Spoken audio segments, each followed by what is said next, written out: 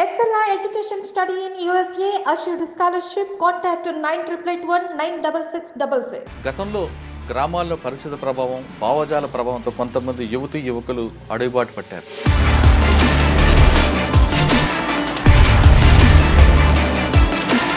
వాళ్ళ కుటుంబాన్ని త్యాగాలు చేసుకుంటూ కేవలం అడవికి పరిమితమైన వాళ్ళు జనజీవన స్రవంతులు కలిశారు. ఈ వారం మన గెస్ట్ పొట్ల శంకర్ అలియాస్ చంద్రన్న. కుట్టపలాస్ట్కి ఎందుకండి అంత పెద్ద నిర్ణయం తీసుకున్న పార్టీ? ఫస్ట్ ఇక్కడ పోలీసు అరాచ్మెంట్స్ బాగున్నాయి. మాధవరెడ్డి హోంమంత్రి కౌంటర్ చేయాలి అనే ఆలోచనతో అంటే అప్పుడు బ్రహ్మోత్సవాల టైంలోనే ఎందుకు ఎంచుకున్నారు? ఒకసారి ఎలా చేశారు చెప్పండి. యాక్షన్ మీద వచ్చినాము, ఆపినాము, దిగగానే స్కాడ్ లోపలికి వెళ్ళిపోయింది, ఫైరింగ్ చేసుకుని.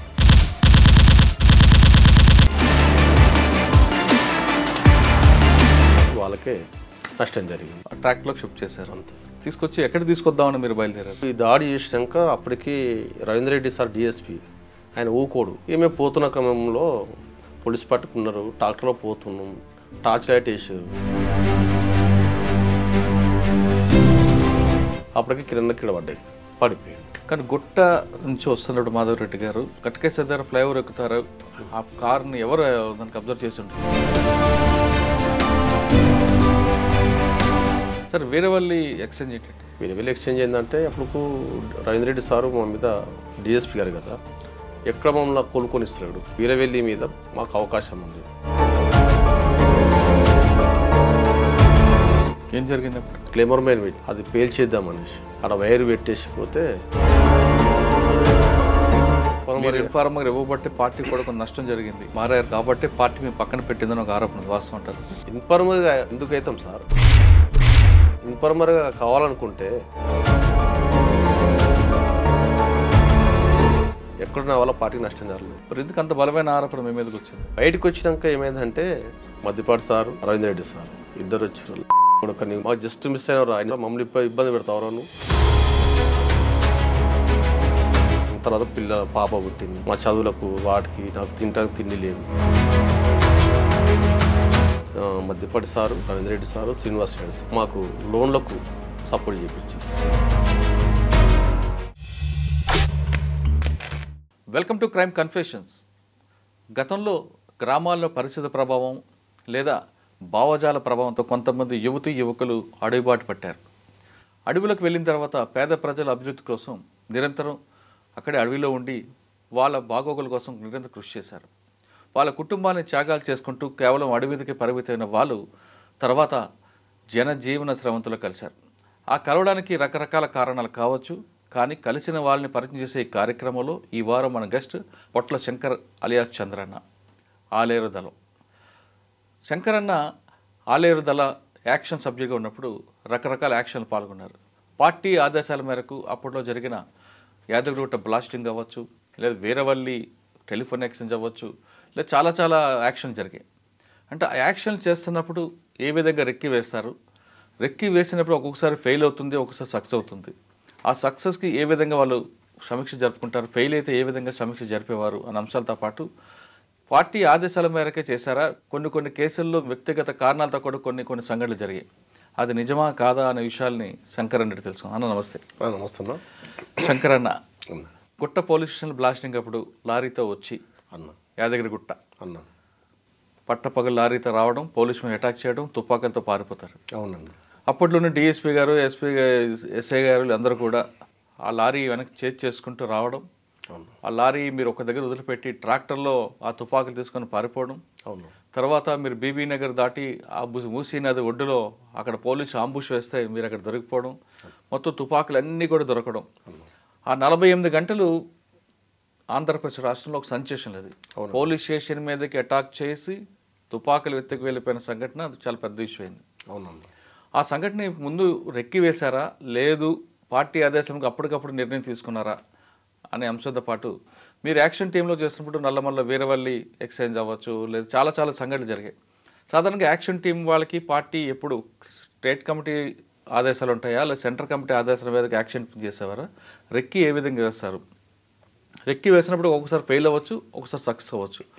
మీరు రెక్కి వేసిన తర్వాత సక్సెస్ అయినవి యాదగిరిగుట్ట పోలీస్ స్టేషన్, రెక్కి వేసిన తర్వాత ఫెయిల్ అయినవి ఏమున్నాయి? ఈ విషయాలు చెప్పే ముందు శంకరన్న ఎందుకు అడవిలోంచి బయటకు వచ్చారు, అసలు అడవిలోకి వెళ్ళడానికి ప్రధాన కారణం ఏంటి? శంకరన్న కుటుంబ నేపథ్యం చెప్పండి. అన్న మాది ఫస్ట్ మొన్న యాదగిరిగుట్ట మండలం ఉండే అన్న. ఇప్పుడు కొత్త మండలం మీద మూటకుండ్రు మండలం, మూటకుండ్రు విలేజ్ మాది. మేము చిన్న ఉన్నప్పుడు మాది గుడిసె, మాకు తింటాదని కూడా తిండి లేకుండా పరిస్థితుల్లో. మాకు స్కూల్లో అంటే అమ్మ నాయన కుటుంబ పోషణకు హైదరాబాద్ షిఫ్ట్ అయినాం. మా బాల్యం అంతా మోజంజయ్ మార్కెట్లో అమ్మ పన్ను మోసేది, నాన్న దివాన్ దేవుడిలో అమలు పని చేసేది. మా చెల్లె నేను మా అమ్మ పన్ను మోసుకుంటే మేము మార్కెట్లో ఆడుకునేది. ఉండేది మంగళాట్ నుంచి బేగం బజార్కి వచ్చాను. అట్లా కొద్ది రోజులు గడిపింది. మా చదువు లేదు అప్పుడు. సరే అంతో ఎంతో గోషమైన స్కూల్లో కొద్ది రోజులు పంపించారు. అక్కడి నుంచి మేము మళ్ళీ ఊరికి వెళ్ళిపోవచ్చు వచ్చింది. స్టడీ కొంచెం గ్యాప్ జరిగిందన్న.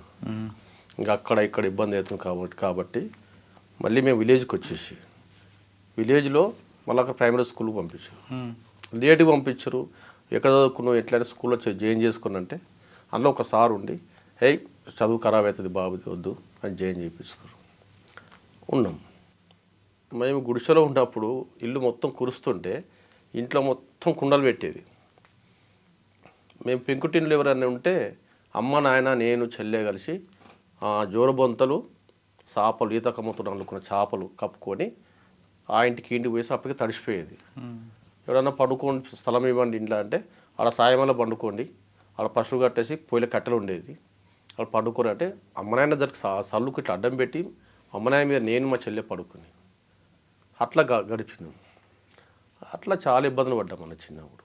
తర్వాత క్రమంలో థర్డ్ క్లాస్కి వచ్చేసరికి హాస్టల్ అవకాశం వచ్చింది, ఎస్సీ హాస్టల్ పోయినాక నాకు చెద్దలు ఇస్తే ఆ చెద్దలు కప్పుకునేది అప్పుడు స్టార్ట్ అయింది మాకు చెద్దలు. అప్పటి వరకు చేపలు జోరుబొంతలు అమ్మ చీరలు నాన్న దోతులు కప్పుకుని బాల్యం గడిచేది. హాస్టల్ పోయినాక 5th క్లాస్ నుంచి మాకు పార్టీ పీపుల్స్ ఫార్ అప్పుడు పీపుల్స్ ఫార్ ఉండే పీపుల్స్ ఫార్ వాళ్ళు మా హాస్టల్కి వచ్చేది. అంటే 3వ క్లాస్ సమయంలోనా 5వ క్లాస్ 5th క్లాస్కి వచ్చేసరికి పీపుల్స్ ఫార్ వాళ్ళు ధరం మన హాస్టల్కి వచ్చేది. ఎవరు అప్పుడు వచ్చేవారు? ఫస్ట్ మమ్మల్ని తయారు చేసింది భూమండల స్వామి ఆలియస్ గోపన్న, తర్వాత భూమండల హైలేయ ఆలియస్ క్రాంతి పటంచెరు దగ్గర ఎన్కౌంటర్ అయ్యాను. ఇద్దరు కూడా ఎన్కౌంటర్ అయ్యారు. వాళ్ళు మమ్మల్ని తీసుకొచ్చి వాళ్ళు మమ్మల్ని బాలల సంఘంలో పెట్టేది. కిరణ్ కుమార్ అప్పుడు ఉండే కిరణ్ కుమార్ వీరవెల్లి గుట్ట దాంట్లో చనిపోయింది. మేము బాలల సంఘం వండుకుంటూ ప్రతిదీ దళం వచ్చే వరకు ఎక్కడ షెల్టర్ పెట్టాలి, తర్వాత పోస్టర్స్ ఎక్కడేసి రావాలి అనేది బాలల సంఘం మాకు పని అప్పచెప్పింది దళం. అట్లా చేసుకుంటూ పోతున్న క్రమంలో 7th వచ్చేసరికి యాక్షన్లు చేస్తూ మాకు చెప్పారు. మా హాస్టల్ టీమే యాక్షన్ చేసేది, ఆల్రెడీ కార్డ్ చెప్పేది హాస్టల్ టీమే చేసేది. అంటే 7th క్లాస్లోనే యాక్షన్ టీం చేసినాం. అప్పుడు సారా డిపోలో ఉంటుండే సారా డిపోలను తగలబెట్టేది. ఎక్కడన్నా ఎన్కౌంటర్ జరిగితే కౌంటర్ దాడి బస్సు తగలబెట్టేది, ఎంఆర్ఓ ఆఫీస్ తగలబెట్టేది, ఎంపీడీఓ ఆఫీస్ బ్లాస్ట్ చేసేది.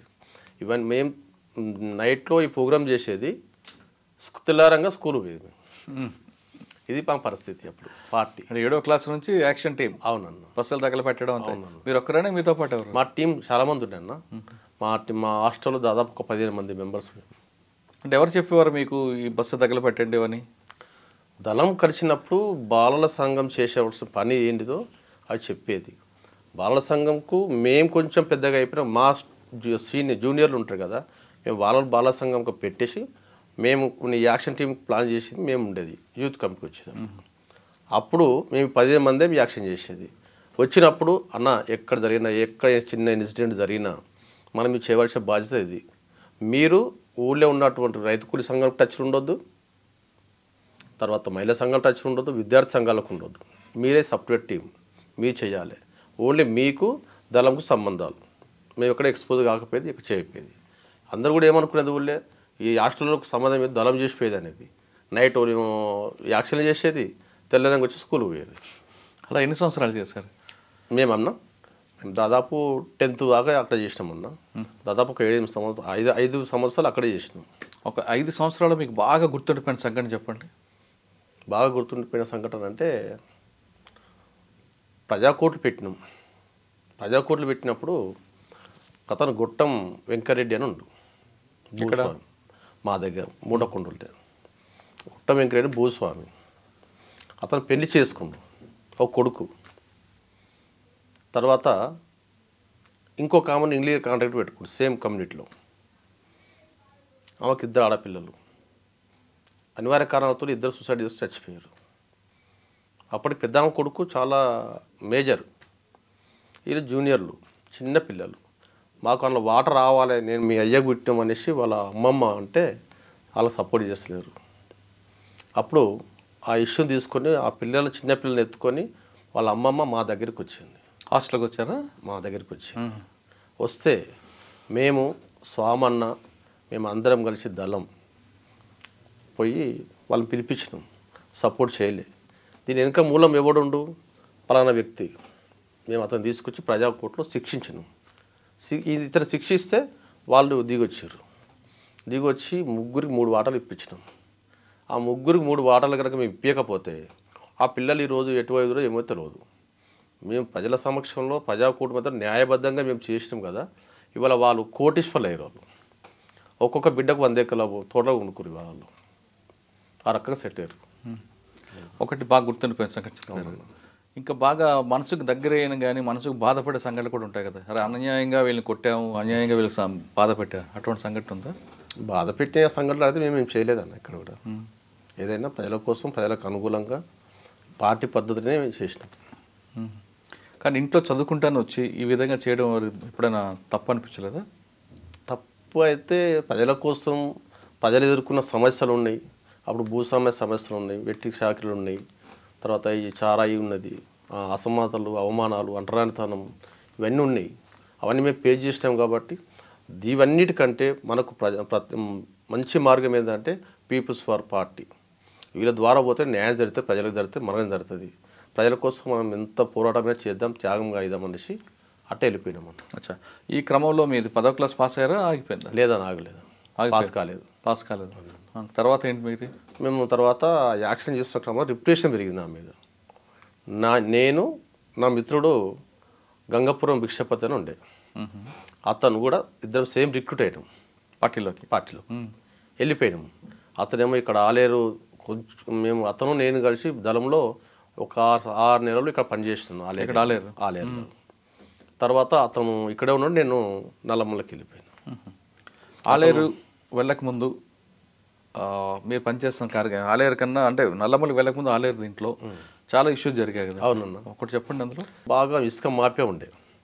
అప్పుడు ఇసుక మేము వద్దు, భూగర్భ జలాలు అడిగంటి పోతాయి, ఇసుకను తవ్వద్దు, సప్లై చేయొద్దు అనేసి మేము ప్రజల అవసరాలు ఇస్తే ఉంటే ట్రాక్టర్తో కొంత ఎడ్ల బండితో తీసుకొని పోయి అవసరం పడకుండా బయట ఎక్స్పోర్ట్ చేయొద్దు అనేసి మేము ఎంత చెప్పినా కాంట్రాక్ట్ వినలేవాళ్ళు.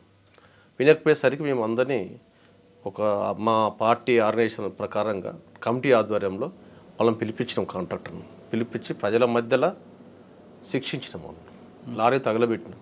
సమస్య పరిష్కారం అయినప్పుడు బంద్ చేసినప్పుడు ఆలేరులో ఉన్న సమయంలో పెంబర్తి మీ పక్కనే అక్కడ కొండపల్లి సీతారామయ్య గారు ఒక సమావేశం, దానికి మీరు ఉన్నారా? మీకు తెలియదు? లేదు. లేనా? రైట్. మరి గుట్ట ప్లాగ్ స్టేషన్ ఏంటండి?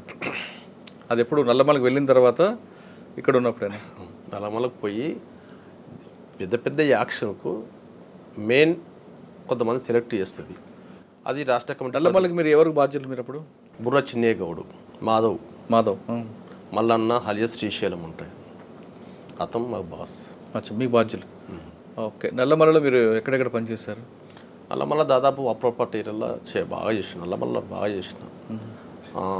నేను ఎంతసేపు రీజనల్ కమిటీ పరిధిలో ఉన్నటువంటి పనులు చూసుకునేది. ఓకే. దానికి సంబంధించి యాక్షన్ టీం చేసేది. ప్రతి దాడిలో మేము అసల్ టీంలో పనిచేసేది.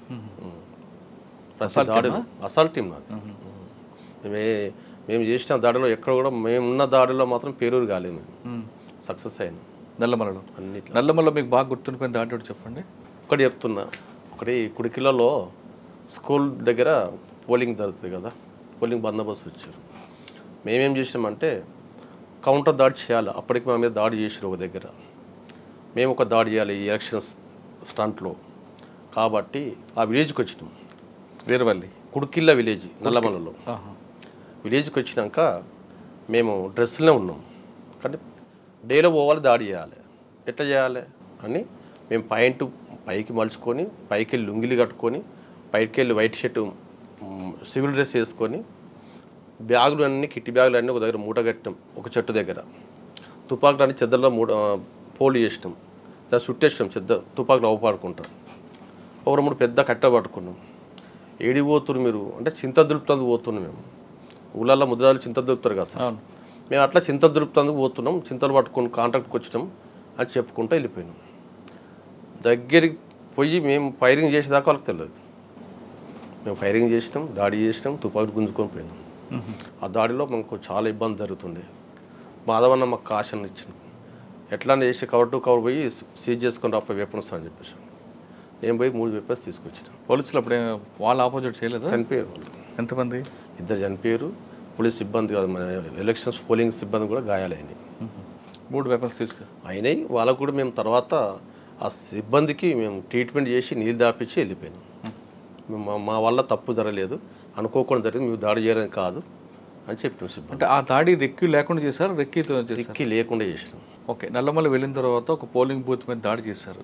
పార్టీలో మీకు ఒక పట్టు వచ్చి ఉంటుంది, పార్టీకి మీ మీద కాన్ఫిడెన్స్ వచ్చి మిమ్మల్ని బాధ్యతలు ఎక్కువ చేస్తుంటారు. ఆ బాధ్యతలు పెరిగిన తర్వాత మరొక దాడి ఎక్కడ చేశారు? మరొక దాడి ఏం చేసినామంటే చేపలది కాంట్రాక్ట్స్ ఉంటారు కదా, వాళ్ళని పిలిపించి చాలాసార్లు రేట్లు పెంచాలని చెప్పేసాను. వినలేవు. పోయి ఆ కాంట్రాక్ట్ పిలిపించి ఒకసారి పట్టుకొని వచ్చి అని మాట్లాడి రేటు పెంచిపించినాం చేపలకు. తర్వాత మళ్ళీ ఒకసారి అతను రాకపోతే బోర్డు తగలబెట్టినాం. ఇది చేసినాం. ఈ క్రమంలో మీకు మరి భోజనం అది ఏ విధంగా వచ్చేది? చెంచులో స్థానికుల సపోర్టేనా అన్న? ఇప్పుడు అడవిలో మనకు ఎక్కువ శాతం చెంచుల మీద డిపెండ్ అవుతాం. కొన్ని సందర్భంలో కట్టే కాంట్రాక్టర్స్ వస్తారు, తర్వాత కూలీలు వస్తారు, వెదురుబొంగు కాంట్రాక్ట్స్ మధ్యప్రదేశ్ నుంచి లేబర్స్ వస్తారు. వాళ్ళ దగ్గర పోయి తినేది మేము, చెంచుల దగ్గర తినేది. చెంచుల దగ్గర ప్రేమతోటి వాళ్ళతో కలిసిపోయేది మేము. వాళ్ళకు ఆరోగ్యంగా బాగా ఇబ్బంది అయ్యేది అడవిలో. వాళ్ళు గుడిసె మధ్యలో నెగడేసేది, దాని చుట్టూ పండుకునేది వాళ్ళు. ఈ పప్పు సార ఆగి వాళ్ళు అట్లా ఉండేది. ఆరోగ్యాలు బాగా లేకుండా ఇబ్బంది అంటే ఎంత పోయినా గంజాయి వాసన వచ్చేది ఆ గిన్నెలు అవన్నీ. అయినా మేము వాళ్ళ దగ్గర ఇట్లా ఉన్నారు అట్లా అనుకోపోయేది. వాళ్ళతో కలిసిపోయేది ప్రేమగా. పోలీసు వాళ్ళు పోతే వాళ్ళు వ్యతిరేకించేది, మమ్మల్ని పోతే మంచిగా రిసీవ్ చేసుకునేది. వాళ్ళు ప్రేమగా చూసుకునేది. వాళ్ళ దగ్గర పోతే కలో గంజో ఏది ఉంటే మాకు పెట్టేది, అంబలికి ఇట్లా పెట్టేది. తిని వాళ్ళతో కలిసిమెలిసి వాళ్ళ సమస్యల మీద వాళ్ళను ఫైట్ చేయించేది. వాళ్ళకు ఉన్నటువంటి ఎడ్ల బండ్లు, సోలార్ లైట్లు, ఆ తర్వాత వాళ్ళకు పోడు వ్యవసాయం ఏమీ నేర్పించడం, వాళ్ళకి అన్నీ చూపించడం. అంటే ఇవి కాకుండా నల్లమలలో ఉన్న చెంచులు అప్పట్లో ఎదుర్కొన్న సమస్యల మీద మీరు అంటే ఎక్కువ ఏ సమస్యలు ఉండేవి? ఇప్పుడు వాళ్ళకు ఐటీడీఏ సంస్థ ప్రాజెక్టు వాళ్ళు ఉంటారు. వీళ్ళకు అక్కడ ఉన్నటువంటి అడవిలో ఉన్న సంపద అయిందంటే, ఇప్పుడు జింక కొమ్ములు, దుప్పి కొమ్ములు రాలిపోతే వాటిని తీసుకొని పోయి ముక్కలు చేసి వస్తువు మార్పు లెక్క అక్కడ రేషన్ షాప్ ఉండేది. ఈ వస్తువులు వాళ్ళకి ఇస్తే దానికి సంబంధించిన కాస్ట్లు ఎంత అయితే ఉంటాయో ఆ వస్తువులు తీసుకొచ్చుకొని వీళ్ళు జీవన విధానం చేసేది. తర్వాత వీళ్ళు అడవిలో ఉంటారు కదా, లైట్ ఉండకపోయేది, కరెంటు ఉండకపోయేది. వీళ్ళకి సోలార్ లైట్లు కావాలి, వీళ్ళకి ఎడ్డబండ్లు లోన్లు కావాలి, తర్వాత వాళ్ళు బతకనీకి ఉపాధి కావాలి, హాస్టల్స్ కావాలి, హాస్పిటల్ కావాలి, స్కూల్ కావాలి. ఇవన్నీ మేము చెప్పినాం. మేము చెప్పినాక మా పార్టీ ఆధ్వర్యంలో ఐటీడీఏ ఆఫీసర్ ఢిల్లీ నుంచి వచ్చిండు. అతను మేము కిడ్నాప్ చేసినాం. అన్ని చెంచుగూడలో ఉన్నటువంటి అందరు పిలిపించి అక్కడ కూర్చోబెట్టి సమావేశం ఏర్పాటు చేసి, మేము చెంచులం, మాకున్న పరిస్థితి ఇట్లున్నాయి అడవిలో, మీకు ఇవన్నీ మాకు శాంక్షన్ చేయాలి అని మేము డిమాండ్ చేస్తే ఆ ఆఫీసర్ ఉన్నప్పుడు ఆఫీసర్ పోయి అన్నీ శాంక్షన్ చేయించేసాం సార్. పార్టీ ఆధ్వర్యంలో జరిగినాయి అవన్నీ. మీరు ఆలేరు నుంచి నల్లమల వెళ్ళారు సార్. ఆలేరు అనేది కొంచెం ప్లెయిన్ ఏరియా, అవును, గుట్ట చిన్న చిన్న గుట్టలు ఉంటాయి. కానీ నల్లమల అనేది కొంచెం టెరైన్ ప్రాబ్లం ఉంటుంది, చాలా ప్రాబ్లం. మరి ఆ ప్రాబ్లం ఎదుర్కొన్నారా? చాలా ఎదుర్కొన్నాం సార్. ఒక మామూలుగా ఫారెస్ట్లో 50 కిలోలకు బరువు తక్కువకుండా ఉండిపోయేది సార్ మినిమం. మేము ఒక గుట్ట ఎక్కి పైకి పోతేందుకు 3 గంటలు పట్టేది. కింద మామూలుగా తెల్లగా ఎండిపోయిన బట్టలే ఉండేది. పైకి పోయేసరికి మొత్తం తడిసిపోయేది అవి చెమటకు. ఎక్కుతప్పుడు ఎంత కష్టం ఉంటుందో దిగుతప్పుడు ఇంకా అంతకన్నా ఎక్కువ కష్టం ఉంటుంది. సరైన మెట్టు ఉండకపోతుండే, ఎట్లా పోతే అట్లా దిగాలి. కాళ్ళ మీద అంతా బాడీ వెయిట్ బాడీ షేక్ అయ్యేది. ఒక్కోసారి బై మిస్టేక్లో రాయి ఏదైనా చిన్న దొరికితే కింద పడిపోవాల్సి వచ్చే పరిస్థితి. అంటే అంతా ఎక్కిపోయినాక కూడా ఆడ ఉన్న ఒక 10-20 గుడిసెల కోసమే మేము పోయేది. ఆ 10-20 గుడిసెలలో దాదాపు ఒక 100 మంది ఉంటుండే. ఆ 100 మందిని మేము ఆర్గనైజేషన్ చేస్తానికి పోయేది, వాళ్ళని చైతన్యం చేస్తానికి పోయేది. అట్లా మనకు వాళ్ళు కూడా మాతో పాటు తర్వాత మా టీంలో పనిచేస్తానికి వచ్చారు, చదువుకున్నారు వాళ్ళు. దానిలో కొంతమంది ఉద్యోగాలలో వెళ్ళిపోయారు, కొంతమంది మా పార్టీలోకి వచ్చారు, కనీగా సపోర్ట్ చేశారు. ఈ క్రమంలో అమ్మా నాన్న ఎప్పుడు గుర్తురాలేదా? వాళ్ళు ఎప్పుడైనా మిమ్మల్ని కలవాలని ప్రయత్నించలేదా? అన్న వాళ్ళైతే ప్రయత్నం చేశారు. వాళ్ళే దళంలో ఉన్నప్పుడు, దళం వచ్చినప్పుడు, దళం పిలిపించుకున్నప్పుడు నా కొడుకు ఇటు అన్న అక్కడ అన్న పార్టీలో పనిచేస్తుండు, దూరం ఉండు అన్న, నేను కూడా మీ కొడుకులమే కదమ్మ అని అమ్మ నాయనకు అక్కడ ఉన్నటువంటి దళం అందరూ సంబంధించి చెప్పేది, ఓదార్చేది. నేను కూడా ఎప్పుడు కలవలే. ఎప్పుడు నేను తల్లిదండ్రులకు ఒక కొడుకుని, ఒక చెల్లి, ఎప్పుడు కూడా రాలేదు ఇక్కడ. ఇప్పుడు అమ్మ నాయన కంటే మాకు ముఖ్యంగా ఏంటంటే అందరి సమాజం కావాలని కోరుకున్నాం కదా. అందులో ఎంతోమంది పేదోళ్ళు ఉంటారు, తల్లిదండ్రులు లేని వాళ్ళు ఉన్నారు. వాళ్ళే మా అమ్మలు అనుకుని, వాళ్ళే నా అన్నలు, వాళ్ళే అక్క చెల్లెలు అనుకుని మేము పనిచేసినాం. సరే, గుట్ట ప్లాస్టిక్ ఎందుకంటే అంత పెద్ద నిర్ణయం తీసుకుంది పార్టీ? అంటే ఫస్ట్ ఇక్కడ పోలీసు హరాస్మెంట్స్ బాగున్నాయి నల్గొండలో.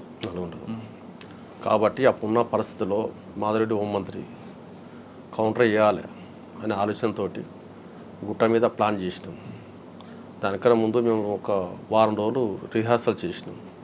చేసి ఎట్లా చేయాలి, ఎట్లా వెళ్ళిపోవాలి, ఎట్లా రిట్రీట్ కావాలి అనే ప్లాన్ తోటే రిహార్సల్తో పాటు మేము వచ్చి అటాక్ చేసినాం. అంటే అప్పుడు బ్రహ్మోత్సవాల టైంలోనే ఎందుకు ఎంచుకున్నారు? అప్పుడు పబ్లిక్లో అర్థం కాకుంటారు కదా, ఎవరు బిజీలో వాళ్ళు ఉంటారు, ఆఫీసర్స్ బిజీగా ఉంటారు, ఇక్కడ ప్రజలకు కూడా ఉంటుంది. మనకు అనువైన కానీ ఆ దాడిలో ప్రజలకు ఎవరికైనా గాయం జరిగితే? ప్రజలకు కాలేదు. మ్యాక్సిమం పార్టీ ప్రజలకు ఎప్పుడు కూడా నష్టం చేసే విధంగా పనిచేయలేదు, ఎప్పుడు కూడా చేయలేదు. కొన్ని చిన్న జరిగి ఉండొచ్చు. దానికి మళ్ళీ పార్టీ మేము సమీక్ష చేసుకొని పార్టీ తరపున తప్పు జరిగితే పోయి క్షమాపణ చెప్పినాం, బహిరంగ క్షమాపణ చెప్పినాం. అంటే మాధవరెడ్డి గారు హోంమంత్రి కాబట్టి అక్కడ ఏదో సంచేషన్ చేయాలనే ఉద్దేశంతో మీరు గుట్ట బ్లాస్టింగ్ చేశారు. అవును. ఒక్కసారి మళ్ళీ వెనక్కి వెళ్తే గుట్ట బ్లాస్టింగ్కి ఎవరెవరు రెక్కి వేశారు, ఏ విధంగా వేశారు ఒకసారి చెప్పండి. కిరణ్ కుమార్, శ్యామల వెంకటేశ్వర్, మల్లన్న, నలుగురు మేమందరం రెక్కి. అంటే ఎలాగ ఎంట్రీ ఎగ్జిట్ అని చూసుకున్నారా? అన్నీ చూసుకున్నాము. నేను మల్లన్న, శ్యామల వెంకటేశ్వర్లు స్కూటర్ మీద పోయి అన్నీ రెక్కి చేసి ఎట్లా పోవాలి, ఏ దారి ఎప్పుడు పోవాలి, లారీ ఎక్కడ ఆపాలి, మనం ఎప్పుడు దిగాలి, అందులోకి ఎవరెవరు పోవాలి, రిజర్వ్ పార్ట్ ఎక్కడ ఉండాలి, మెయిన్ పార్ట్ ఎక్కడ ఉండాలి, వేపం సీజ్ చేసుకొని మనం ఏ దారిలో వెళ్ళిపోవాలి అని మేము అన్ని ప్లాన్ చేసుకొని చేసినాం. ఓకే, ఒకసారి ఎలా చేశారు చెప్పండి యాక్షన్. ఆ రోజు ఏం జరిగింది అక్కడ? ఆరి మీద వచ్చినాము, ఆపినాం, దిగగానే టీం మన ఉన్నటువంటి స్క్వాడ్ లోపలికి వెళ్ళిపోయింది ఫైరింగ్ చేసుకుంటూ. వాళ్ళు ప్రతిఘటన చేసేవారు వాళ్ళు, కానీ మనకి కొంచెం ఇబ్బంది అయింది, కానీ ఏం కాలేదు, వాళ్ళకే నష్టం జరిగింది. ఎంతమంది? 2 వెపన్స్ ఎన్ని దొరికాయి? దాదాపు ఒక 15 దాకా దొరికినాయి. ఓకే, మీరు తీసుకొచ్చిన లారీలను బయలుదేరిన లారీ ఒక దగ్గర ఆపి ఆ మెటీరియల్ ట్రాక్టర్లోకి ఎందుకు తీసుకొచ్చారు? అంటే లారీ మీద యాక్షన్ చేసినాం కదా, లారీ మీద దృష్టి ఉంటుంది వాళ్ళందరి పోలీసు వాళ్ళది, ట్రాక్టర్ మీద ఉండదు. గ్రామీణ ప్రాంతం, గ్రామంలో అంత అవసరం ఉంటుంది, నిత్యావసర వస్తువుగా ట్రాక్టర్ కాబట్టి ట్రాక్టర్ ఎవరో పోతురు వాళ్ళు అనుకుంటారు అనేసి ఆ రకంగా అట్లా డైవర్ట్ చేసేసినాం. ఓకే, లారీని ఎక్కడ తీసుకెళ్ళి వదిలిపెట్టారు? రాళ్ళజేనిగా అనే విలేజ్ ఉంటుంది, అక్కడ వదిలిపెట్టారు. ట్రాక్టర్ ముందే అక్కడ ఉందా? ట్రాక్టర్లోకి షిఫ్ట్ చేశారు. అంతే. తీసుకొచ్చి ఎక్కడ తీసుకొద్దామని మీరు బయలుదేరారు? అయితే మాకు ఈ దాడి చేసినాక అప్పటికి రవీంద్ర రెడ్డి సార్ డిఎస్పి ఆయన ఊకోడు, మధ్యపాటి సార్ ఊకోడు, శ్రీనివాస్ నాయుడు సార్, వీళ్ళంతా టీం ఊకోరు వీళ్ళు. ఆ విషయం మీకు ముందు తెలుసా? వాళ్ళ సంగతి మాకు తెలుసు కదా, మేము ఎక్కడ చేసినా మమ్మల్ని కోలుకోకుండా ఎమ్మడబడి కొడుతారు వీళ్ళు. కాబట్టి దొరకకుండా కవర్గా వెళ్ళిపోదామనేసి మేము ప్లాన్ చేసినాం. చాలా ప్రయత్నం చేసినాం, కానీ మాకు అదొక్కటే అవకాశం ఈజీగా ఉంది. ప్రతి దగ్గర పోలీస్ పార్టీలు వచ్చేసుకున్నాయి. అక్కడ పోయినాక మేము అటుకెళ్ళి వెళ్ళిపోదాం అనుకున్నాం. అక్కడ డబ్బులు చేసి మగ్దుంపల్లి ఉంది కదా, మగ్దుంపల్లి నుంచి మాకు ఈ మూసి బార్డర్ ఉంది కదా, అటుకెళ్ళి వెళ్ళిపోదాం అనేసి అనుకున్నాం. ఇటు డైవర్ట్ అవుతారు పోలీస్ పార్టీలు అనేసి, ఇటు పోవు, ఇటుకెళ్ళి మేము ఇటు వెళ్ళిపోదాం మళ్ళీ అనుకున్నాం. మళ్ళీ భీమ్నగర్ వైపు నుంచి ఇటు వెళ్ళిపోదాం, బొమ్మరామం అట్లా పోదాం అనేసి అనుకున్నాం. అక్కడ అప్పుడేం జరిగింది? ఇక మేము పోతున్న క్రమంలో పోలీస్ పార్టీకి ఉన్నారు, ట్రాక్టర్లో పోతున్నాం, టార్చ్ లైట్ వేసి చూసేసరికి కిరణాలు వేసి ఫైర్ ఓపెన్ చేసిండు. వాళ్ళు కిరణాలు వేసి చూస్తుండు ఎవరు పోయిందని. అప్పటికి కిరణ్ కింద పడిపోయాడు. ఇక చాలా మీరు లేరు అందులో? ఉన్నాం. మరి మీరు ఎలా తీసుకపోయారు? ఇక ఫైరింగ్ చేసుకుంటూ వెళ్ళిపోయిన ఎవరు పరిధిలో వాళ్ళు ఉంటుంది కదా. దాంట్లో ఆ అన్న చనిపోయాడు, కిరణ్ అన్న దగ్గర ఉండే ఏకైక తీసుకొని వెళ్ళిపోయాను. ఇక పోతున్న క్రమంలో జిగ్జాక్ అయిపోయాను. అవుతున్న క్రమంలో అక్కడ పార్టీ ఎదురుపడ్డది, ఇక్కడ పార్టీ ఎదురుపడ్డది, 4 దగ్గర పార్టీలకు ఎదురుపడేసి ఎక్కడ దోత అక్కడ కొట్టేసుకుంటూ పోయారు. అన్న మామూలుకు చాలా ఇంజూరీ అయింది. చాలా. మొత్తం ఎన్ని తుపాకులు తీసుకెళ్లారు? 15 నుంచి 20 దాకా ఉంటాయి. ఓకే. మీరు మూసీ నదికి వెళ్ళకముందే ఆ ఊరికి ముందు రైట్ సైడ్లో స్కూల్ ఉంటుంది. అవును. ఆ స్కూల్ మీద దాడి చేద్దామని ఎందుకు అనుకున్నారు మరి? అంటే డైవర్ట్ చేద్దామని డైవర్ట్ చేద్దాం, పోలీస్ పార్టీ డైవర్ట్ చేసి. మరి స్కూల్ మీద దాడి ఎందుకు చేయలేదు అనుకున్నారు? అనుకున్నాం కానీ మాకు సాధ్యపడలే. పోలీస్ పార్టీ ఫుల్ వచ్చేసి అక్కడికి, మాకు సాధ్యపడలే పరిస్థితులు. అంతేనా? స్కూల్లో లైట్ వెలుగుతుందని? లేదు, సాధ్యపడలేదు మాకు, సాధ్యపడలేదు. ఓకే. అటుండట్టు డైరెక్ట్ మీరు పెట్టలేరు రిట్రీట్ అయ్యి? ఇక ఎక్కడ దారిలో వాళ్ళు వెళ్ళిపోయినాం. మళ్ళీ తర్వాత మనం దాడి చేసినాక ఎక్కడ కలుసుకోవాలనేది మనకు ఒకటి ఉంటుంది కదా అన్న, ప్రతి దాడిలో ఉంటుంది. ఆ టైంకి అక్కడ అందరూ కలుసుకున్నాం. ఓకే. ఆ దాడిలో మీరు సక్సెస్ అయ్యారనుకుంటున్నారా, ఫెయిల్ అయింది అనుకుంటున్నారా? సక్సెస్ అయినాము ఫస్ట్, కానీ తర్వాత ఫెయిల్ అయినాం. దాని మీద సమీక్ష జరుపుకున్నారా? ఎక్కడ? మన నల్గొండలో జరిపినాం. ఎవరు దానికి వచ్చారు? మాధవన్ వచ్చాను. ఏమంటారు ఆయన? అదే మనం తీసుకున్న యాక్షన్ సక్సెస్ అయినాము, కానీ రిట్యూడ్ కూడా మనం ఫెయిల్ అయినాము. కాకపోతే పోలీస్ పార్టీలకు ఉన్నటువంటి వాళ్ళ నిఘాలో మనం అంచనా కరెక్ట్ వేయలేకపోయినాం అని జరిగింది. మన పార్టీ తప్పు జరిగింది. ఓకే. దాని తర్వాత ఇంకా మీకు బాగా డ్యామేజ్ జరిగింది. యాక్షన్ చేశారు, ఆపరేషన్ సక్సెస్, పేషెంట్ డెడ్ లాగా అయిపోయింది. రైట్. దాని తర్వాత మరి ఇంకొక దాడి ఎక్కడ ఉంది? దీనికి ప్రతికూలంగా ఇంకోటి చేద్దాం అనుకున్నాము. ఎక్కడ? మాధవరెడ్డి జరిగింది కదా. మాధవరెడ్డి గారు అందులో మీరున్నారా? మేము లేము. మాధవరెడ్డి గారిది ఎలా జరిగి ఉండొచ్చు అంటే? యాక్షన్ టీం అంతే. ఇది పార్టీ ఇప్పుడు మాధవరెడ్డి హోంమంత్రి అనే అది కాదు కదా, యాక్షన్ చేయాలనుకుంటే వాళ్ళు ఎవరన్నా కానీ పార్టీ పద్ధతిలో పార్టీ చేస్తే వాళ్ళు అట్లా చంద్రబాబు మీద చేయదు ఆల్పీట్లో. కానీ గుట్ట నుంచి వస్తున్నాడు మాధవరెడ్డి గారు, కట్కేశ్వర దగ్గర ఫ్లైఓవర్ ఎక్కుతారు, ఆ కార్ని ఎవరు దానికి అబ్జర్వ్ చేసి ఉండొచ్చు మీకున్న దీంట్లో?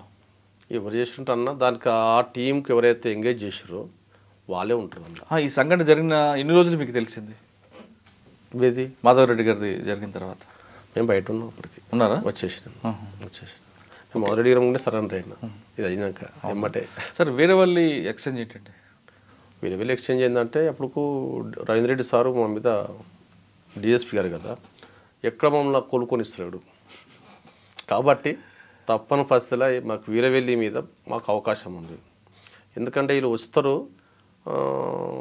మధ్యాహ్నం నుంచి అట్లా ఇక్కడ ఎవరు రారు కదా అనుకొని జంగలు కట్టిడు పోయి వచ్చేది వాళ్ళు. ఆ టైం మాకు దొరుకుతుంది, దీని మీద అటాక్ చేయాలి, తుపాకులు దొరుకుతాయి మనకు అనేసి మేము దాని మీద దాడి చేసినాం. ట్రాక్టర్ అవి దాడి చేసినాం. ఏం జరిగింది అప్పుడు? చేసినాం. కౌంటర్ వాళ్ళు వెళ్ళిపోయారు, దాడి చేస్తే తుపాకులు సీజ్ చేసుకుని అలా క్లెమర్ మైన్ పెట్టినాం. అది పేల్చేద్దామనేసి అక్కడ వైర్ పెట్టేసి పోతే రవీందర్ రెడ్డి సార్ డిఎస్పీ గారు వచ్చి మీరు ఎవరు పోవద్దు, లైట్ ఆన్ చేయొద్దు అని చెప్పేసాను. ఆన్ చేస్తే బ్లాస్ట్ అవుతుంది. కాబట్టి సార్కున్న పరిజ్ఞానంతో సార్ ఇవన్నీ చేస్తారు వీళ్ళు అనేసి ఆలోచనతో పోయి జాగ్రత్త తీసుకొని ఆ వైర్ తీసేసినాకనే లైట్ వేసాను, లేకపోతే బ్లాస్ట్ అవుతుండే. ఓకే. అంటే మీకు అప్పట్లో బాగా టఫ్ ఉన్న ఆఫీసర్స్ ఎవరండి? Ravinder Reddy sir, Madhya Pradesh Srinivas Naidu sir, Krishna Kishore Achampet DSP గారు, వీళ్ళు. కృష్ణకిషోర్ గారు అప్పుడు అచ్చంపేట ఎప్పుడు కాదు కదా? ఇప్పుడున్నాడు సార్. ఇప్పుడు చేస్తుండు. ఆయన అప్పుడు ఎక్కడ? గుట్టలో చేసిండు, నాంపిల్ల చేసిండు, చాలా చేసిండు ఆయన కూడా. ఆయన ఏ విధంగా మీకు ఎదురుపడేవారు సార్? బయటకు వచ్చినాక పరిచయం సార్ వీళ్ళందరూ. అక్కడ లోపల సార్ వీళ్ళందరూ మా మీద బాగా దాడులు చేయడం లేదు సార్. బయటకు వచ్చినాక మాకు సపోర్ట్ చేసిరు వీళ్ళందరూ. పార్టీలో మీరు గుట్ట బ్లాస్టింగ్ ఎప్పుడు కానీ తర్వాత నయ్యం ఎప్పుడు ఎదురుపడలేదా? పడ్డాడు సార్. ఎక్కడ? మామూలుగా అతను కలిసి మేము పనిచేసినాం స్టార్టింగ్లో పార్టీలో, జైలు పోక ముందుకు. జైలు పోయినాక అతను ఏదైతే ఒక స్టెప్ తీసుకుండో సార్, ఆ స్టెప్ తీసుకున్నాక మాకు సంబంధాలు లేవు. మేము అతనితో పోలేదు, పెట్టుకోలేదు. ఆఫీసర్స్ మాకు దగ్గర అయ్యారు. నేను సరెండర్ అయినాక బాగా సపోర్ట్ చేశారు మాకు. అసలు మీరు ఎందుకు అనలా, ఆయనతో ఎందుకు మీకు అవసరం లేదు అని చెప్పారు. అంటే అంతకుముందు కలిసి పనిచేశారు? పని చేసినాం సార్. ఏమేమి చేశారు? మామూలుగా అతను కూడా అరెస్ట్ అయిన కంటే ముందు, అతను అరెస్ట్ కాక ముందుకు ఉంటే ఏరియాకి దళ కమాండర్ అవుతుండే. కాబట్టి అన్న విజయ్ కుమార్ రెడ్డి ఉస్నాబాద్ భువనగిరిలో ఎన్కౌంటర్ అయితే దానికి ఎవడు వీడు ఇన్ఫార్మర్ ఎవడు పట్టించును అనేసి అతని మీద అన్న పోయి అటాక్ చేస్తామని పోయి అరెస్ట్ అయ్యాను. ఇక అతను అప్పటి నుంచి జైలు జీవితం గడిపిండు. తర్వాత ఆయన వచ్చినాక మాకు సంబంధాలు లేవు, ఇక నాకు లేవు. ఎన్ని సంవత్సరాలు ఉన్నారు పార్టీలో మీరు? నేను 16 సంవత్సరాలు ఉన్నాను సార్. 16 సంవత్సరాలు యాక్షన్ టీమ్ ఉన్నారు? అవును సార్. దళ కమాండర్ కాలేదు? అయినా సార్. ఎక్కడ అకమడైనా నల్లమల్ల అయినా ఇక్కడ అయినాం సార్. ఇక్కడ చేసి మరి ఎందుకు బయటకు వచ్చారు? అంటే నల్లమల్లలో బాగా ఏమవుతుందంటే సార్, మలేరియా బాగా అటాక్ అవుతుంది సార్. నల్లమల్లో మీకు బాగా టఫ్ ఉన్న ఆఫీసర్ ఎవరు? టప్పున ఆఫీసర్ అంటే మాకు అప్పుడు ఆఫీసర్ ఎవరైతే మాకు తెలియదు సార్. అప్పుడు తెలియదు ఆఫీసర్. కృష్ణప్రసాద్ గారు టాపిక్ మీకు తెలుసా? నాకు తెలుసు సార్. IPS officer. తెలియదు సార్. సార్ బయటకు వచ్చినాక మాకు ఈసార్లే తెలుసు. ఓకే, మా నల్లమల్లలో ఉన్నప్పుడు మలేరియా వచ్చిందా? అవును సార్, మలేరియా వచ్చింది. బాగా మేము ఫుల్ ఎక్సర్సైజ్ చేసేది సార్. ఎంత 3 గంటలు ఎక్కినా గుట్ట 4 గంటలు ఎక్కినా ఎక్సర్సైజ్ విషయంలో కాంప్రమైజ్ కాకపోయేది మేము. ఎందుకంటే ప్రతి యాక్షన్లో మేము టీం ఉండేది కదా సార్. ఫుల్ ఎక్సర్సైజ్ చేసే తర్వాత మలేరియా అటాక్ అయింది. ఇబ్బంది అయింది కొంచెం. చూపించారు పార్టీ, ట్రీట్మెంట్ చేయించారు, అయినా సెట్ కాలేదు. తప్పని పరిస్థితిలో నేను ఇంట్లో ఉండి ఎందుకు నా వల్ల నష్టం జరుగుతుంది, అంత నేను అనుకున్నట్టుగా చేయలేకపోతున్నా పార్టీకి అనే ఆలోచనతో బయటకు రావు. అంటే పార్టీకి చెప్పే వచ్చారా? నేను చెప్పలేదు సార్. ఎందుకు? వాస్తవానికి నన్ను సిటీ కమిటీ, అప్పుడు కమిటీ ఉండే ఇక్కడ, సిటీ కమిటీ మీద డిప్రెషన్ పెరిగింది. ఈ కమిటీని కొంచెం నిర్లక్ష్యం చేస్తే వీళ్ళంతా ఎన్కౌంటర్ అవుతుంది. సిటీ కమిటీ వాళ్ళని తీసుకుని రా అని చెప్పారు. నేను తీసుకొని పోతే ఫస్ట్ ఏపీకి పోతే నన్ను చూసి భయపడ్డారు. ఎవరు? మా సిటీ కమిటీ వాళ్ళు. పోలీసు అనుకున్నాను నేను. మళ్ళీ పోయి నాకు ఎవరైతే పంపిరో బాధ్యుని అతను అడిగినాను, అన్న ఇట్లా నన్ను చూస్తూ దూరం అవుతారు అన్న అంటే, మళ్ళీ ఇంకొక ఏపీ ఉంటుంది. ఆ ఏపీ కడిగి వాళ్ళ కోడ్ అలాగుంటే నాకు కూడా అలాగ ఉంటుంది. కోడ్ని గుర్తుపట్టుకొని దగ్గర పోయి, అన్న ఇట్లా సంగతి అని నేనే టచ్ చేసాను. నేను ఏ బస్సు ఎక్కితే మీరు ఆ బస్సు ఎక్కండి అని తీసుకొని పోయినాను. దేవరకొండ పోయినాము. దేవరకొండ నుండి మళ్ళీ అక్కడ శ్రీశైలం వటవర్లపల్లి ఇక్కడ దిగాలి. అక్కడ దిగి ఫారెస్ట్కి వెళ్ళిపోయాం. అది పరిస్థితి. దానికి మీరు బయటికి రావడానికి తేడా ఏంటి? పార్టీకి చెప్పకుండా ఎందుకు వచ్చారు? తర్వాత వచ్చిన క్రమంలో వీళ్ళని పంపించినాయి కదా, నాకు మళ్ళీ ఇక్కడి నుంచి బయట పంపిస్తాను. పార్టీ పంపిస్తున్న క్రమంలో నాకు అప్పటికీ ఆరోగ్యం దెబ్బతిన్నది. నాకు ఇంకా పార్టీలో ఉండాలని ఆలోచన లేదు. నన్ను ఫోన్ చేస్తలేరు వీళ్ళు. చెప్పినా వద్దన్నా అంటారు, నువ్వు బాగా హార్డ్ వర్క్ చేస్తావు, పార్టీకి నమ్మకస్తునివి, నువ్వు వెళ్ళొద్దు అని చెప్పిండు మాధవన్న. తప్పని పరిస్థితి నేను వచ్చినాను. పార్టీ ఒక పని మీద పంపిస్తే పార్టీ పని పోకుండా నేను ఇంటికి వచ్చినాను. అప్పటికి నేను సరెండర్ అయినా. రామనారాయణ ఎస్పీ గారు ఉండే, జిల్లా ఎస్పీ నల్గొండ. రామనారాయణ గారు ఏం చేసిండంటే నన్ను ఎక్స్పోజ్ చేస్తలేడు.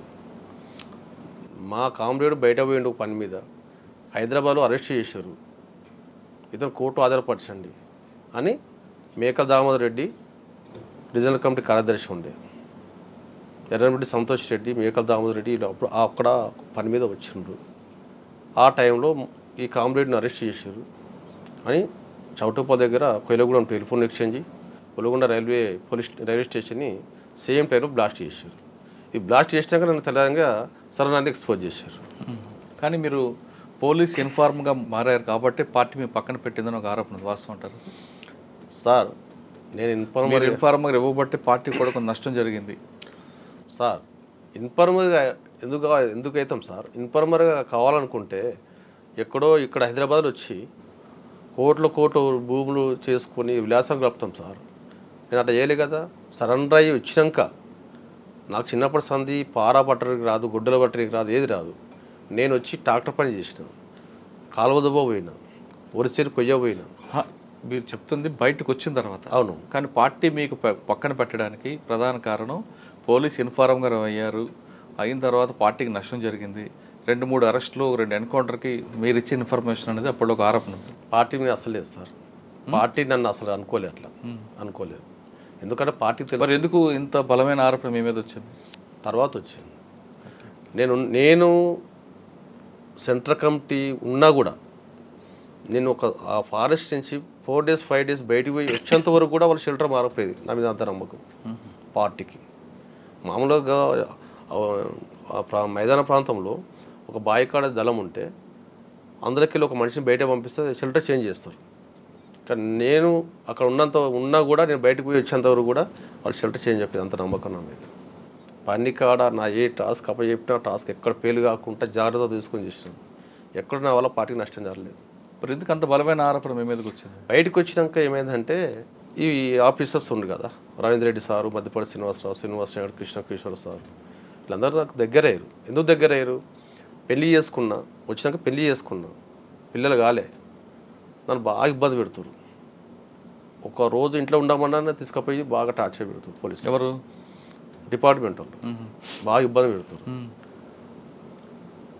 వీళ్ళు ఏం చేసినాను, పిలిపించారు దళం.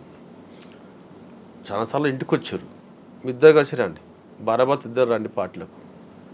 అన్న వద్దన్న, నేను రానన్నా. ఇంత చేసినావు, ఇప్పుడున్నంత ఫస్ట్ ఉన్నంత సెకండ్ నా మీద ఉండదన్న. ఏ ఒక్క చిన్న ఇన్సిడెంట్ జరిగినా ఎక్కడదంతా ఒక కోణం నా మీద కూడా ఆలోచిస్తుంటారు. కాబట్టి నేను రాను, ఇంకా నా బతుకు నేను బతాను, పార్టీకి నష్టం చెయ్య అని చెప్పిన. అట్టెట్టుంటుందన్న, నువ్వు రావాలని రా, ఏం కాదు, అక్కని తీసుకొని రా అన్న. మాధవన్న, శ్యామల వెంకటేశ్వర్లు, మల్లన్న ఇద్దరు వచ్చారు. నేను రానన్నా. సరే రాకుండామే కానీ మాకేమైనా సపోర్ట్ చేయి, కొంచెం నీ పరిధిలో ఏమైనా అవకాశం ఉంటాను చేస్తుంది అన్నాను. అన్నా కానీ ఎప్పుడు పోలేదు అతను. డిపార్ట్మెంట్ ఏమనుకుంటారు అంటే, నువ్వు ఖచ్చితంగా వీనికి ఇంకా సంబంధాలు ఉన్నాయి, వానికి ఇంకా వారు పోలేదు. ఎందుకంటే మాకు సరైన ఇన్ఫర్మేషన్ ఇవ్వలేవాడు. ఎందుకంటే స్టేట్ సెంట్రల్ కమిటీకి సంబంధించిన కొరియర్ కొన్ని సంబంధాలు నాకు ఉన్నాయి. ప్రతి దాంట్లో నేను తిరిగిన, ఇప్పుడు ఎర్రమిడి సంతోష్ రెడ్డి గోపన్న ఉండే కదా సార్, ఆయన ప్రతి ఏపీట్లు నేనే పెట్టుకుని వచ్చేది, మేకదాం నుండి నేనే పెట్టుకుని వచ్చేది, మాధవన నేనే పెట్టుకుని వచ్చేది, తిరిగేది బయట. కాబట్టి ఇది వాళ్ళ డిపార్ట్మెంట్ తెలుసు, ఈ ఇన్ఫర్మేషన్ మాకు ఇస్తలేడు అనేసి నన్ను బాగా ఇబ్బంది పెట్టారు. ఆ టైంలో కొద్ది రోజులకు మళ్ళీ దళం వచ్చింది ఊళ్ళకు. వచ్చి నన్ను 3 గంటల రాత్రి తీసుకొని పోయి ఇంటికి. పోయినాక మార్నింగ్ ఏం చేశారు, ఊరు అవతల ఒక 2 కిలోమీటర్ల దూరంలో ఒక తెట్టె కూడా ఉంటుంది, ఇక్కడ మూటకుండలు. ఆ ఊరు బావి కాడ షెల్టర్, అది తీసుకుపోయి ఆడ ఉన్నాం. మార్నింగ్ నేను వెళ్ళిపోతాను అంటే పంపిస్తాను. అట్లా అనుకుంటే ఏం చేసినా దళం ఏం చేసిందంటే, పత్తి సేను వేస్తారు కదా, ఈ పత్తి సేను మీద కొనడము అమ్మడం బాగుంటుంది మా దగ్గర. దీని మీద ఒక కమిటీ ఇద్దాం, ఈ కమిటీ ఇద్దాం అనేసి ఆ ముగ్గురిని ఒక పిలిపియాలన్నారు. ఒక అతను శేషయ్య పంతులు అని ఉంటుండే, సిపిఐ, రంగారెడ్డి ఉంటుండే, బాల యాదగిరి అంటుండే. ఈ ముగ్గురిని తీసుకెళ్ళి ఒక కమిటీ ఇద్దాం, ఇదే జిల్లా మొత్తం చేస్తుంది మన పార్టీ ఆధ్వర్యంలో, వాళ్ళని తీసుకొని రా అన్న అని చెప్పి తీసుకొస్తాను అన్న. అప్పటికి మాకు మధ్యాహ్నం 2 అవుతుంది. నేను బయటికి వెళ్దామన్న టైంకు పోలీసు వాళ్ళు లైన్గా వస్తారు. సెంట్రీ చూసి అన్న వాళ్ళు లైన్గా వస్తారు, ఎవరన్నా వాళ్ళని నేను మళ్ళన్న శ్యామల వెంకటేశ్వర్లు లేచి చూసినాం. చూసేసరికి పోలీసు వాళ్ళు వస్తారు. వాళ్ళకి కవర్ లేదు, మాకు కవర్ ఉంది, దళం ఉన్న కాడ కవర్ ఉంది. వాళ్ళు అటు పొలాలు ఇటు పొలాలు మధ్య దారి, మేము కొడితే వాళ్ళ పార్టీ వెళ్ళిపోతుంది. కానీ మేమేమనుకున్నామంటే, మన దళం ఇక్కడ అప్పటికే ముందు చాడ అనే విలేజ్ ఉంటుంది, అక్కడ ఉండరని ఎక్స్పోజ్ అయ్యింది. అక్కడ పోతే ఇక్కడ వస్తుంది మూడోకొండకు వస్తుంది అనేసి ఇట్లా ఉండదేమో, పోలీస్ పార్టీ చాలా వచ్చేటట్టుని అనే ఆలోచనతో అన్న ఇక్కడ ఏం డిస్టర్బ్ చేయొద్దన్న, ఈ ఊరు మనకు చాలా సపోర్ట్ చేసింది, భవిష్యత్తులో కూడా సపోర్ట్ చేస్తుంది, మనం ఇక్కడ ఏం చేయొద్దన్న, వెళ్ళిపోదాం పా అన్న అని చెప్పేసి అంటే సరే లేవే అనేసి. అక్కడ ఒక అక్క, ఆమె హెల్త్ బాగాలేదు, దళం మెంబరే, హెల్త్ బాగాలేదు, విజయ అక్క అని ఉంటుండే. ఇంకా ఆమె సిక్ అయింది, సివిల్ డ్రెస్లో ఉన్నది. వెంబడి అక్క నువ్వు జల్దీ డ్రెస్ వేసుకో అని చెప్పేసి అంటే వేసుకున్నాం. కిట్ బ్యాగులు తీసుకున్నాం. నేను కూడా అందులో ఒక అతను బయట పోయిన పని మీద, దళం మెంబర్ బయట పోయిండు. ఆయన కిట్ బ్యాగ్ ఆయన వేపన్ ఉంటాయి కదా, నేను సివిల్లో పోయినా, స్లిప్పర్స్ వేసుకొని పోయినా దళం కాడికి. తప్పని పరిస్థితులు అప్పుడు మటుకనే బయటపడాలి, తర్వాత లెక్క ఎట్లన్నట్టు అట్లా చూసుకుంటాం అనేసి వెళ్ళిపోయినాం. అప్పుడు మళ్ళీ నన్న వేపన్ వేసుకున్నాం అంటారు, మళ్ళీ బ్యాగ్ వేసుకున్నాం, కిట్ బ్యాగ్ వేపన్ తీసుకున్నాం. మేము ఆ షెల్టర్ నుంచి ఒక 1/2 కిలోమీటర్ డిస్టెన్స్ వెళ్ళిపోయాం. పోలీస్ పట్టాలకు వచ్చారు, చూసారు, మేము పోతున్నాం, మా మీద ఫైర్ చేశారు. వాళ్ళకు మాకు ఫైరింగ్ దాదాపు 3 గంటలు జరిగింది. అందులో విజయక్క పడిపోయింది. ఆమె ఈ హైదరాబాద్లో తిరిగిన ఆమె గ్రామీణ ప్రాంతంలో మైదాన ప్రాంతం తిరగడానికి ఆమె అయితే లేదు కాబట్టి పడిపోతుంది. అవును, నేను మళ్ళీ ఎత్తుకున్నా. ప్రజలందరూ చూస్తున్నారు, అరే నిన్న మన ఇంటికాడ ఉన్నాడు, పక్క పండు ఉండి ఊళ్ళో తిరుగుతుండు, మళ్ళీ ఇవాళ దళంతో పాటు ఏంది ఆమెను ఎత్తుకొని పోతుండేదని ప్రజలందరూ చూసి బిడ్డ బిడ్డ బిడ్డ అమ్మ మీరు మనం మందలేయకండి, ఇప్పుడు ఏమనుకోరు, పోలీసు వాళ్ళు వస్తారు అని చెప్పుకుంటే వెళ్ళిపోయినాం. వెళ్ళి మాకు నష్టం కాదు, వాళ్ళకి నష్టం కాదు. వెళ్ళిపోయి దగ్గర షెల్టర్ తీసుకున్నాం. చెట్టు ఎక్కి అబ్జర్వ్ చేస్తున్నాం, పోలీస్ పడి తిరుగుతూ ఉన్నాయి. మళ్ళీ మాకు ఎక్కడైతే అటాక్ చేసారో అదే అటాక్ కొంచెం డిస్టెన్స్లో రోడ్ క్రాస్ అయ్యి వెళ్ళిపోయినాం. వెళ్ళిపోయి తుర్కపల్లి ఏరియాలో ఉన్నాం. అక్కడ షెల్టర్ తీసుకున్నాం. అక్కడి నుంచి మళ్ళీ వీళ్ళు వెంబటి నేను రాచకొండ కలిసినాం. అక్కడి నుంచి దేవరకొండ పోయినాం. దేవరకొండ అక్కడ పోయినాక అని చెప్పేసిన, అన్న వద్దన్న ఇక నేను వెళ్ళిపోతాను, అన్నని చంపేస్తారు పోలీసు వాళ్ళు, నువ్వు ఎక్కడైనా వెళ్ళిపో, దూరం అనే వెళ్ళిపో, కాకపోతే నేను దూరం వెళ్ళిపోతాను. నేను పాటికైతే నష్టం చేయాలి, జరిగింది ఏదో జరిగింది, నాది నేను ఉంటాను, నువ్వు ఓవే, నువ్వు పోయినా నేను చంపేస్తారు పోలీసు వాళ్ళు, సరే చూస్తానా, వాళ్ళు చంపుతా చచ్చిపోతా, నేనైతే నష్టం చేయాలి అనేసి చెప్పేసి వెళ్ళేసి వచ్చిన. అప్పటి నుంచి మీ పార్టీకి సంబంధం లేవు. తర్వాత మీరు ఒకసారి సరెండర్ అయ్యి పార్టీలోకి వెళ్ళి మళ్ళీ బయటకు వచ్చారు కదా, పోలీసు మీ మీద అలాగా విజిలెన్స్ ఉంటుంది, పట్టుకున్నారు అప్పుడు? నన్ను పట్టుకున్నారు. ఏం చేశారు? అరెస్ట్ చేశారా? అరెస్ట్ ఏం చేయలేదు, నేనే అరెస్ట్ సరెండర్ అయినా. అప్పుడున్న టీడీపీ గవర్నమెంట్ మన మాజీ ఎమ్మెల్యే నగేష్ గారు ఉండే. అంటే రెండోసారి సరెండర్ అయ్యారా? రెండోసారి సరెండర్ నాటుగా మళ్ళీ ఫైరింగ్ చేసాం కదా సార్. అవును, ఫైరింగ్ చేసినాం కదా 3 గంటల సేపు. సరెండర్లో డబ్బులు ఎంత వచ్చాయి? నాకు డబ్బులు ఏమి ఇవ్వలేదు, కాకపోతే అప్పటికి నేను ఏది లోన్ తీసుకోలేదు, అప్పుడు కూడా తీసుకోలేదు, ఇస్తాంటే కూడా నేను తీసుకుంటలేను. రామనారాయణ గారి దగ్గర సరెండర్ అయ్యారు. అవును. తర్వాత రెండోసారి ఎవరి దగ్గర అయ్యారు? Ravindra Reddy sir, DSP. అయితే ఫైరింగ్ జరిగింది కదా, నగేష్ గారు తీసుకొని వచ్చినాక మాట్లాడితే వాడు వద్దు అవసరం లేదు అని చెప్తాను రవీంద్రెడ్డి సార్. ఎట్లా అని అప్పుడు టీడీపీలో బాగుండే నగేష్ గారు, ఇక తప్పని పరిస్థితిలో ఉండి తీసుకొచ్చి అప్పచెప్తాను. తను చూసేందుకు మద్దిపాటి సారు, తర్వాత రవీంద్రెడ్డి సార్ ఇద్దరు వచ్చారు. ఒక నువ్వులు గట్టుకునే, అరే ఇప్పట్లో శంకర్ మాకు జస్ట్ మిస్ అయినవరా, ఎన్నిసార్లు మిస్ అయినవరా, మమ్మల్ని ఇబ్బంది పెడతావరా నువ్వు అని తిట్టిరు. తర్వాత నేను చేయలేదు సార్, జరిగింది ఇట్లా సంగతి సార్ అని చెప్పుకున్నాను. సరే అలాగే నన్ను ఏమి ఇబ్బంది పెట్టలే. తర్వాత వాల్యూమ్ చేసి తర్వాత వీనితో వచ్చి అనంతరం బతుండు, మనం ఎందుకు డిస్టర్బ్ చేయాలి, డిస్టర్బ్ చేసి ఇట్లా జరుగుతున్నాయి, మళ్ళీ డిస్టర్బ్ చేయొద్దు అనేసి నువ్వు ఎట్లా ఉంటావో ఉండరా, నీ బతుకు నువ్వు బతుకు, కానీ నష్టం చేయకు, ఎక్కడ అటువైపు పోకు, మంచిగా బతుకు అని సపోర్ట్ చేశారు. మా నేను తర్వాత పాప పుట్టింది, మా చదువులకు వాటికి నాకు తినడానికి తిండి లేదు, నాకు ఉపాధి లేదు. అప్పుడు నాకు గవర్నమెంట్ పునరావాసం కింద ఆటో కొనిచ్చింది, steering auto. Srinivas Naidu sir Oligonda SI, ఆయన సరెండర్ అయినటువంటి దాదాపు ఒక 100 మందికి Maddipati sir, Ravindreddy sir, Srinivas Naidu sir వీళ్ళందరూ ఉండి మాకు లోన్లకు సపోర్ట్ చేయించారు. తిరిగి బ్యాంకుల దగ్గరికి పోయి ఎస్పీ గారు ఆఫీస్కి వచ్చి దగ్గరుండి అన్నీ చేయించారు. అందరికీ ఒకటేసారి పెద్ద మేళ పెట్టారు. ఆ ఆధ్వర్యంలో మాకు అందరికి పనిచేస్తారు. అంటే అప్పటి నుంచి వాళ్ళు చెప్పినట్లుగానే ఉన్నారు మీరు? వాళ్ళు చెప్పినట్టుగా ఏం లేదు సార్, అప్పటి మటుకు వాళ్ళు సపోర్ట్ మాకు ఇచ్చారు. రైట్. కానీ మాజీ నక్సలైట్ చాలామంది కాదు, మరి చాలా అని పదం కాదు, కొంతమంది సెటిల్మెంట్లు చేసుకుంటూ ఉన్నారు కదా, మరి మీరు ఆ బాటలోకి వెళ్ళకుండా ఏం చేశారు? ఇప్పుడు సార్ ఎవరి ఇష్టం వాళ్ళది. మేము అందులో అన్ని 16 సంవత్సరాల్లో పనిచేసినాం. ఎందుకోసం చేసినాం? మార్పు కోసం, ప్రజల కోసం అన్నాం. మేము వచ్చి అట్లాంటి చేస్తే మాకు దానికి తేడా ఉంటుంది సార్. మేము అట్లా ఎన్నుకోలేదు. మామూలు ప్రజలు ఎట్లా బతుకుతారో అట్లా బతకాలనుకుంటే సాధారణ జీవితం గడిపారు అంతే. అంటే ఏ విధంగా చేసేవారు? ఆటో నడుపుకుంటూ ఆటో నడుపుకుంటూనే ఉన్నా, షేరింగ్ ఆటో నడుపుకుంటూ ఉన్నా, దాని మీద జీవనం గడిపడం చేసిన. కానీ ఆ టైంలో మీకు నయం ఎదురుపడలేదా? బయటకు వచ్చాడు కదా, పడ్డాడు. ఏమంటాడు? నువ్వు పార్టీ ప్రతి మూమెంటు మాకు సపోర్ట్ చేయాలి, రావాలి అన్న. నా దగ్గర ఏముంది అన్న, నేను దూరమే ఎక్కువ అయిపోయింది, నేను ఆటో నడుపుకుంటున్నాను, నాకు పార్టీతో సంబంధం లేవు అని చెప్పేసాను. ఒకసారి చెప్పిండు, మళ్ళీ నేను కలవలేదు. తర్వాత నేను వచ్చి ఆఫీసర్ చెప్పిన, నైట్ నన్ను ఇబ్బంది పెడుతున్నాను రమ్మంటున్నావు, అరే నీకెందుకు అవసరం లేదు, నీకేందుకు నువ్వు లీగల్గా ఉండవు, మంచిగా ఉంటున్నావు, నువ్వు ఆటో నడుపుకుంటున్నావు, అట్లే బతుకు, నీకెందుకు అవన్నీ అని చెప్పారు ఆఫీసర్స్. నేను పోలే అటు. ఇంకా అప్పటి నుంచి మీరు వ్యాపారం లేదు, మీ ఆటో మీరు అంతే. ఇంకా రియల్ ఎస్టేట్ వ్యాపారం ఎప్పుడు మారారు? రియల్ ఎస్టేట్ వ్యాపారం అంటే పెద్దగా నేను డబ్బులు పెట్టి కొనేది ఏం కాదు సార్. ఎవరికైనా ప్లాట్ కావాలంటే ఇప్పిస్తాను, కమిషన్ బేస్, ఆ వచ్చే కమిషన్ మీద బతుకుతున్న జీవితం అంతే. ప్రస్తుతం ఎలాగ నడుస్తుంది ఇది? ఏం లేదు సార్, ఉపాధి ఏం లేదు. అందరికి నా లెక్క చాలామంది మాజీ నక్సలైట్లు జిల్లాలో కాదు రాష్ట్రంలో చాలామంది ఉన్నారు. కానీ చాలామంది మాజీ నక్సలైట్లు ఒకప్పుడు ప్రజల కోసం, వ్యవస్థ మార్పు కోసం వెళ్ళారు, తిరిగి బయటకు వచ్చారు, కొన్ని కారణాలు ఏదో ఉండవచ్చు. కానీ ఇక్కడ పరిస్థితులు చూసి ఆర్థికంగా చిదిగిపోయి అప్పులు పాలైపోయి ఆత్మహత్యలు చేసుకుంటున్నారు చాలామంది. అవును సార్.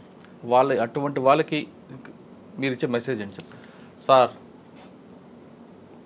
ఎవరైతే ఆర్థికంగా ఇబ్బంది పడుకుంటూ ఆత్మహత్యలు చేసుకున్న కుటుంబాలు చాలామంది రోడ్డు మీద పడ్డ కుటుంబాలకు ఈరోజు గవర్నమెంటు ఆఫీసర్స్ మాకు భరోసా ఇవ్వాలి. ఈ మధ్యకాలంలో టెక్ మదన్న నయా భరోసా అనే ప్రోగ్రాం తీసుకుంటూ మంచిది సార్. ఎందుకంటే మాజీలు అనేటోళ్ళు వచ్చి సరెండర్ అయ్యి వాళ్ళు ఎంతో కొంత సెటిల్ అయిన వాళ్ళు కొంతమంది ఉన్నారు, కొంతమంది కాలేదు. వాళ్ళు కూడా ఇతరుతో ఎందుకు, ఆ కుటుంబంతో నాకు ఎందుకు, నేను మంచిగా ఉన్నా కదా అనుకొని చాలామంది బయటికి రాలేదు. ఆ మదన్న టెక్ మదన్న మంచి ప్రోగ్రాం తీసుకుంటాం. దాదాపు ఒక 100 నుంచి ఒక ఏరియాలో రెండు కంపెనీలు పెడదామంటుంటాం. 1 ఎకరం స్థలం ఇవ్వాలి, కంపెనీ పెట్టుకుంటాం. వాళ్ళందరికీ భరోసా. దీంట్లో ఎవరు ఓనర్ కాదు, ఎవరు వర్కర్ కాదు, అందరు సమానం. నువ్వు చేసుకుంటా, నీకు ఇంత చేసుకుని కష్టపడితే నీకు అంత ఫలితం వస్తుంది. సమిష్టిగా వచ్చిన పెట్టుబడిలో లాభం కూడా అందరికి సమానం వస్తుంది. మంచి ప్రోగ్రాం కదా సార్ అది. అసంటులకు మేము ముందుండి చేయాలనుకుంటున్నాం. నష్టపోయిన కుటుంబాలు దేవులాడి వస్తే వాళ్ళందరికీ దగ్గర ఉండి దాంట్లో భాగస్వామ్యం చేయించేసి మంచి మార్పు తీసుకొద్దాం అనుకుంటున్నాం. ఇట్టన్నా మాకు ఒక అన్ని రోజులు చేసినాం, నష్టమైనాం కదా, ఈ రకంగా కొంతమంది కుటుంబాలకు లాభం జరుగుతుంది అనేసి మేము అనుకుంటున్నాం సార్. ఫైనల్గా చెప్పండి, మీ లక్ష్యం ఏంటి ఇప్పుడు? అంటే ఆర్థికంగా చితికిపోయిన మాజీ అన్నలందరినీ కుటుంబాలను దగ్గర తీసేయడమేనా, లేదా వ్యవస్థలో కొన్ని మార్పులు చేర్పులు చాలా జరుగుతుంటాయి, ఈ చెడు స్నేహాలని వాటికి దూరంగా యువత వెళ్లకుండా వాళ్ళలో కూడా మార్పు తేడానికి ఏం చేస్తారు సార్? సమాజం మార్పు కోరుకుంటున్నాం, అందులో మార్పు కోరుకుంటాం, బయట మార్పు కోరుకుంటాం. దీంట్లో మాతో పాటు పనిచేసిన మా క్యాడర్ నష్టపోయిన కుటుంబాలు ఉన్నాయి కదా, వాళ్ళకు సపోర్ట్ చేసుకుంటూనే బయట వచ్చినటువంటి వాళ్ళు ఎస్సీ ఎస్టీ బీసీ మైనార్టీలు ఎవరైతే అనగా ఆర్థికంగా చితకబడి కుటుంబాలు ఎవరన్నా కానీ, ఏ కులమన్నా కానీ, వాళ్ళందరికీ కూడా మేము మార్పు తీసుకోవాలని కోరుకుంటున్నాం. అందరూ మార్పు కోరుకున్నాం కదా, సరిగ్గా చేయలేకపోయినాం. ఈ రకంగా గవర్నమెంట్ సపోర్ట్ తోటి, ఆఫీసుల సపోర్ట్ తోటి మంచిగా మేము ప్రోగ్రామ్ చేసి మార్పు తీసుకోవాలని కోరుకుంటాం. ఈ రకంగా సక్సెస్ అవుతామనేసి మేము అనుకుంటున్నాం సార్. ఓకే. ఒకప్పుడు వ్యవస్థలో మార్పు కోసం, పేద ప్రజల యొక్క అభివృద్ధి కోసం అడుగుబాటు పట్టిన మాజీలందరూ కూడా తిరిగి వాళ్ళ బతుకు కోసం మరొకసారి కొత్త కార్యక్రమం చేపట్టారు. కొంతమంది మాజీ నక్సలైట్లుగా, దళారులుగా, బ్రోకర్లుగా దందాలు చేయడం కాకుండా తమ కాలపై తాము నిలబడి ఎక్కడైతే ఆర్థికంగా నష్టపోతున్న మాజీలు ఉన్నారో వాళ్ళ మార్పు కోసం, వాళ్ళు కూడా ఆర్థికంగా నిలబడడం కోసం టెక్ మధు చేపట్టిన నయా భరోసా కార్యక్రమానికి చేయూతిస్తాం. ఖచ్చితంగా మీ అందరూ కూడా మా ఆర్థిక పరిస్థితి నిలబడి సమాజానికి కొత్తగా ఒక రోల్ మోడల్గా మేము ఉండడానికి ప్రయత్నం చేస్తాం అంటున్నారు శంకర్. ఖచ్చితంగా వాళ్ళు అనుకున్నట్లుగా ఆ గొప్ప ఆయాసం నెరవేరాలని ఆశిద్దాం. ఇది ఈ వారం శంకర్ గారి ఎక్స్క్లూజివ్ ఇంటర్వ్యూ. వచ్చే వారం మరో గెస్ట్ మళ్ళీ కలుద్దాం. అంతవరకు నమస్తే. Thank you very much.